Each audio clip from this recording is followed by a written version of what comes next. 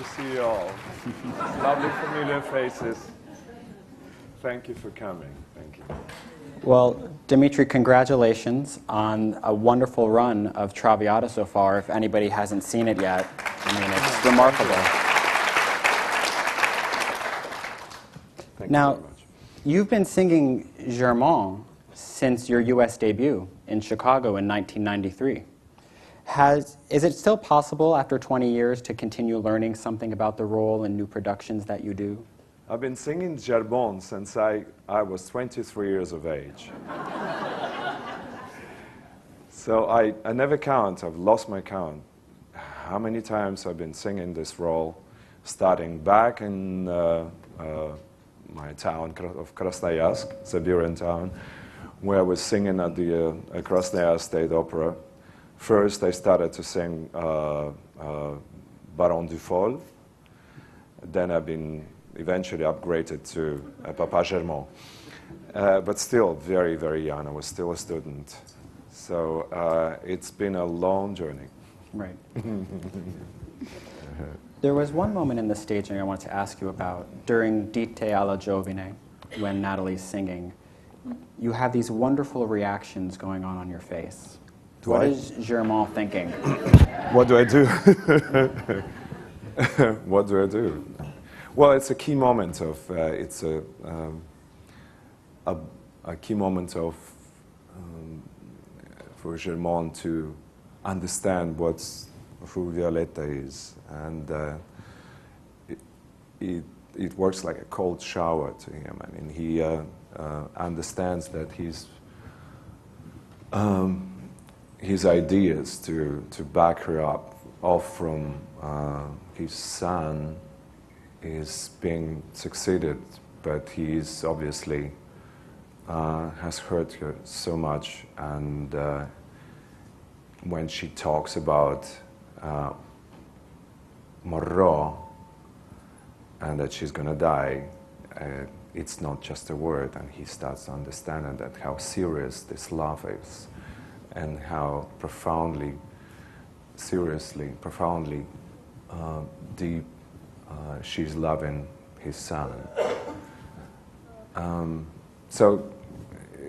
And also, I think Willy Decker with this a large clock, which becomes like a trademark of this production. I think it works when she opens up this clock and prepares herself to go on this difficult journey of leaving Alfredo. And you mentioned the way Sherman feels sympathy for her. And in many different stagings, some directors, when she says, "Please hug me like I'm your daughter," some directors don't do it, some directors do. How do you like to do that moment with her? I mean, anything works. I mean, whether you hug her or you're stepping off and in total confusion, which happens in our case. I think it's a bit theatrical. You don't have to do it, but it works for this production. Right. To me, it's not a key moment of. But I've recognized it since I started to work my role out with Willy Decker. He's a very interesting stage director who delicate and vulnerable, and mostly really unsure of whether his conception, his ideas are good enough for such and such. And so he gained my appreciation and respect right away since I realized it. And he wasn't really sure, but working with him, watching him and observing the way he walks and moves on stage, I kind of understood that maybe Papa Germán can be a little copy of Willy Decker himself. The way he walks, the way he reacts. Nothing's funny about it. And actually, sometimes this a little clue is coming from the images that you see somewhere out of the opera vault, you know, in a little conversation with the foreign people who you don't know. And sometimes it works for your stage roles. And so Willy Decker wasn't really that far to go to search for a new kinds of new touches of Papa Germán's image. When I was watching him and the way he talks, the way he tries to convince people with his ideas, and in such delicate and humbled way, I decided to take something from this to my Papa Germán. Now, does being a father help you play fathers on stage, like Sherman? Yes, indeed, yes. Well, the life experiences are not that bad for you at all. I mean, in a way, it helps you out to feel comfortable and to be truthful in whatever you do. And certainly so it's called young father, because my children are still they're not, they haven't made into Alfredo's age yet. So I haven't gone to the store and I didn't buy a rifle yet. But I already started thinking about it. You know. But I probably won't be as conservative as Papa Germán myself, I hope. Do you understand then his desire to protect his children? Do you think that's what it comes Do I from? understand? You're asking me? Well, do you think it makes him sympathetic? Because I think a lot of people think he's not a very sympathetic character. I don't think there is a good or bad guys into the opera.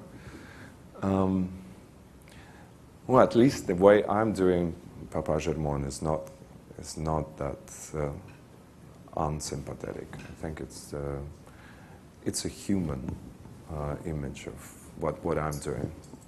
It's a slight reflection of who I am. Right. And I'm sympathetic, am I? People like me. How did you enjoy making your role debut as Carlo in Ernani? Oh, enormously. I think Placido should take off singing this role because it's so high. And I can, after that role, I can qualify it as a tenor. So, and recently I was planning to make a recording, a new opera recording, opera arias recording, and in August last year I had a little surgery in my nose, so my nose is totally new. I mean, I can breathe. It gives me a more resonance. So once the pins were taken out of my nose, it was very painful to carry on living for a week, 7 days with this pins stuck in my nose. And once they were taken out, immediately, in the very same moment, I started to plan which tenor arias am I going to.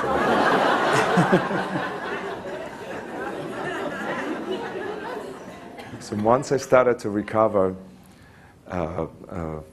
from this swollenness and pain and stuff like that, I think in the second day after the pins were removed, I started to vocalize. Unfortunately, my voice didn't change much into the tenor. So really I have to work hard. But I'm still thinking maybe next year, because we planned to make another opera arias recording next year, next summer, with the Ondine label. I think I'm going to put a few tenor arias into it. Really? Just to surprise myself. Now, speaking of new roles, in the 2013-14 season, you're planning your first Iago. Exactly. Which is very exciting. So it's not going the direction I was talking about. Yeah. Yeah. Iago, then maybe Boris Godunov. You never know. But it's great to be a baritone, because you have a low notes, the high notes. You have if you have a good enough technique, you can do both. You can sing high and low, and it can sound well enough and natural. So